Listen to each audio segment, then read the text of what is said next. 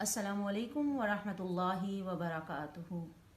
Students, कैसे हैं आप सब लोग। मुझे उम्मीद है कि आप सब ठीक होंगे और अल्लाह ताला से दुआ है कि वो आपको ईमान और सेहत और सलामती से रखे। स्टूडेंट्स, जैसा कि आप जानते हैं कि मौजूदा हालात के पेश नज़र छुट्टियां मज़ीद बढ़ा दी गई हैं। इस सारे अरसे में आपकी तालीमी सरगर्मियां बहाल रखने के लिए ऑनलाइन क्लासेस का सिलसिला जारी है और हमारी ये वीडियोस भी उसी सिलसिले का एक हिस्सा है। इसलिए ज़रूरी है कि आप पूरी तवज्जो के साथ लेक्चर अटेंड करें और दिए गए टास्क को बेहतरीन तरीके से तैयार करें, क्योंकि आप जानते हैं कि कामयाबी के हसूल के लिए शुरू दिन से ही मेहनत ज़रूरी होती है। स्टूडेंट्स, अपने पहले लेक्चर का स्टार्ट लेने से पहले हम अपने 10th क्लास के सिलेबस का जायज़ा ले लेते हैं कि 10th क्लास का सिलेबस क्या है।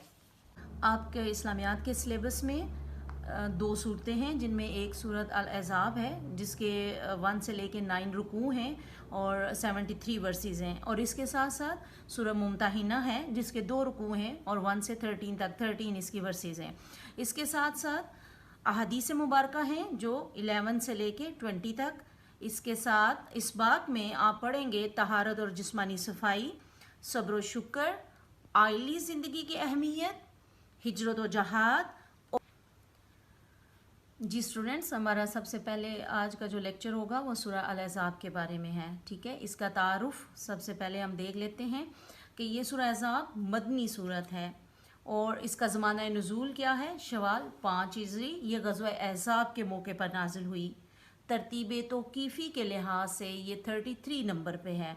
आप जानते हैं कि तरतीब तौक़ीफ़ी क्या है, यानी वो तरतीब जो नबी सल्लल्लाहु अलैहि वसल्लम ने अल्लाह के हुक्म से तरतीब दी, यानी कुरान की वो तरतीब जो नबी सल्लल्लाहु अलैहि वसल्लम ने अल्लाह के हुक्म से तरतीब दी, वो तरतीब तौक़ीफ़ी है। उसके लिहाज से ये 33 नंबर पे है और ये पारा नंबर 21 और 22 में मौजूद है। इस सूरत के मज़ामीन क्या हैं? जी, ग़ज़वा अहज़ाब के मौके पर नाज़िल हुई, इसलिए ग़ज़वा अहज़ाब के हालात और वाक़यात इसमें मज़कूर हैं। इसके अलावा अताअत इलाही का हुक्म, ज़हार, मुतबन्ना के मुतल्लिक़ अहकामात, पर्दे के बारे में अहकामात, तलाक़, हक़ मेहर के मुतल्लिक़ अहकामात, नबी सल्लल्लाहु अलैहि वसल्लम के औसाफ बयान किए गए हैं। इसके साथ नबी सल्लल्लाहु अलैहि वसल्लम के ख़ातमुन नबिय्यीन होने का ऐलान किया गया है। नबी सल्लल्लाहु अलैहि वसल्लम पर दरूद भेजने का हुक्म दिया गया है और अज़वाज मुताहरात के बारे में अहकाम।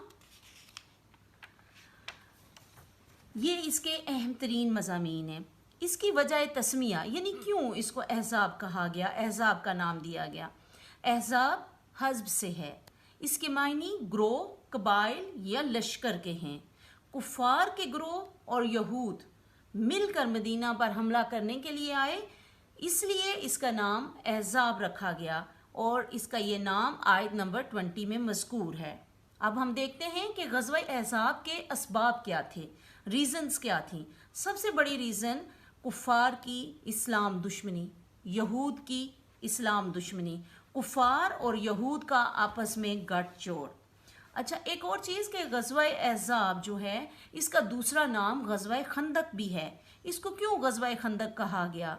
इसलिए कि कुफ़ार और यहूद मिलकर जब मुख्तलिफ उनके कबाइल मिलकर जब मदीना पर हमला करने के लिए आए तो मदीना के दिफा के लिए शिमाल की जानब एक खंदक खोदी गई, इसलिए इसका दूसरा नाम, इस ग़ज़वे का दूसरा नाम ग़ज़वा खंदक भी है।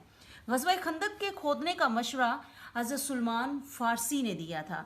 जब नबी सल्लल्लाहु अलैहि वसल्लम को पता चला कि कुफ़ार और यहूद मिलकर मदीना पर हमला करने के लिए आ रहे हैं, तैयारी कर रहे हैं, तो आप सल्लल्लाहु अलैहि वसल्लम ने सहाबा इकराम से मशवरा किया। तो हज़रत सलमान फ़ारसी जो ईरानी नस्ल के थे, उन्होंने मशवरा दिया कि हम जो सी साइड मदीना की गैर महफूज है वो शिमाल वाली साइड है, तो उस साइड पे हम खंदक खोदते हैं। आप सल्लल्लाहु अलैहि वसल्लम को ये मशवरा बहुत ज़्यादा पसंद आया और आप सल्लल्लाहु अलैहि वसल्लम ने खंदक खोदने का हुक्म दिया। मदीना के मगरब वाली साइड وہاں پہ پتھریلا علاقہ تھا، پہاڑ تھا، وہاں پہ 10 سے 12 ہزار کا اتنا بڑا لشکر جو ہے اس کی موومنٹ ایزی نہیں تھی۔ اسی طرح مدینہ کا جنوب بھی محفوظ تھا کیونکہ اس سائڈ پہ گھنے باغات تھے۔ مدینہ کا مشرق جو ہے، مشرق والی سائڈ، وہاں پر بھی پتھریلا علاقہ اور پہاڑ تھے۔ اب غیر محفوظ کون سا علاقہ تھا، کون سی سائڈ تھی؟ وہ شمال تھی۔ تو شمال کی طرف یہ خندق کھودی گئی۔ خندق کو کھودنے میں 6 دن لگے۔ اس کی چوڑائی 5 گز تھی، اس کی گہرائی جو ہے وہ 5 گز تھی، اور یہ 1200 گز جو ہے وہ لمبی تھی۔